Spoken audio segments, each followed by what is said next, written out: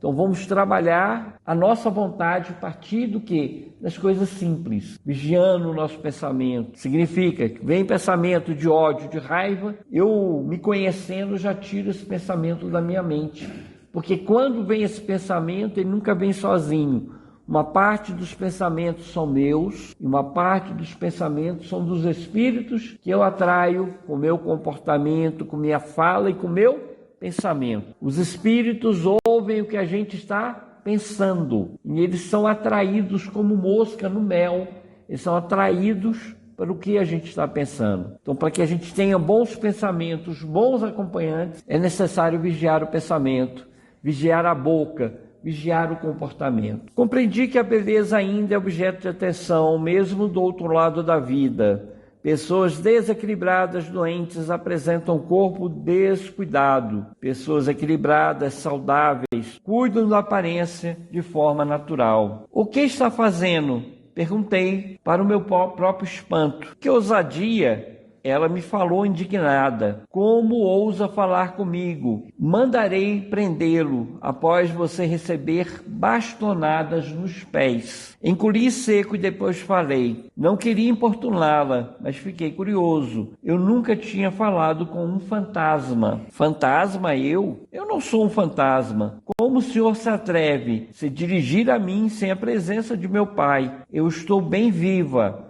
Vá embora e aguarde o castigo. Pensei comigo que era impossível para um fantasma castigar uma pessoa de carne e osso. Por isso, por imprudência, falei: pois eu quero que você faça isso. Chame alguém. Mande-me castigar. Então, ele começou a conversar com o fantasma. Então, por imprudência, ele não sabia o que o fantasma poderia fazer. E aí ele desafiou, né? Mande então me castigar. Os fantasmas são seres incorpóreos, são seres que estão no mundo espiritual. A matéria que compõe o corpo deles é diferente da matéria que compõe o nosso corpo.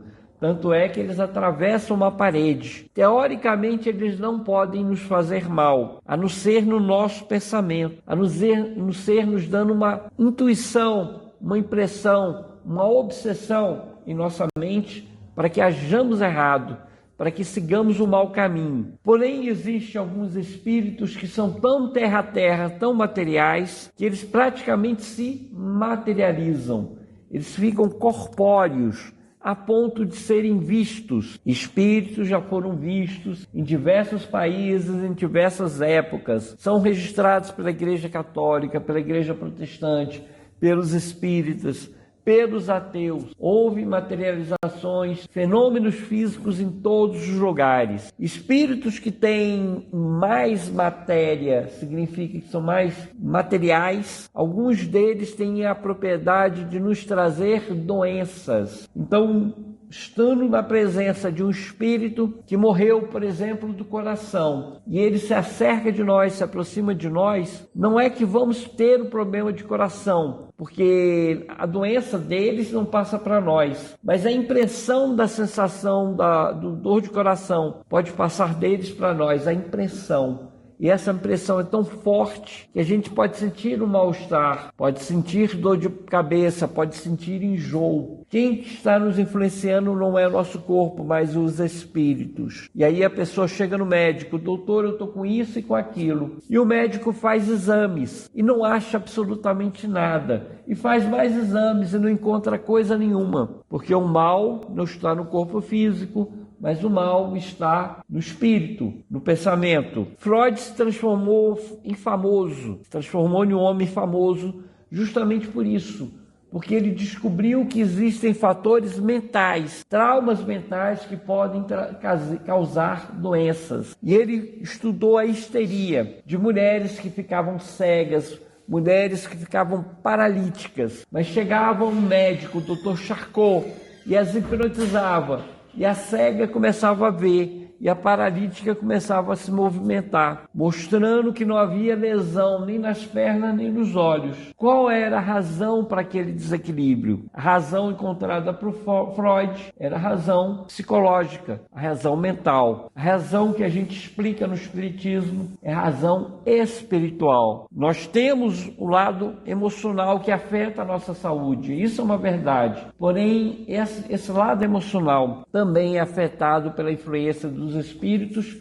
que ficam próximos a nós. Se o espírito é desequilibrado, já está atuando na nossa mente, é um pulo para começar a atuar também no nosso corpo físico. Qual o tratamento? Volta ao que Jesus disse: orai e vigiai. Vamos orar, o Pai Nosso, Ave Maria, manter um pensamento equilibrado, ouvir uma boa música, assistir um bom filme. Toda vez que a gente está estudando, que a gente está ouvindo uma boa música, tendo uma boa conversa, nós estamos em oração, em harmonia mental. E os espíritos não encontram guarida, proteção, ligação mental conosco.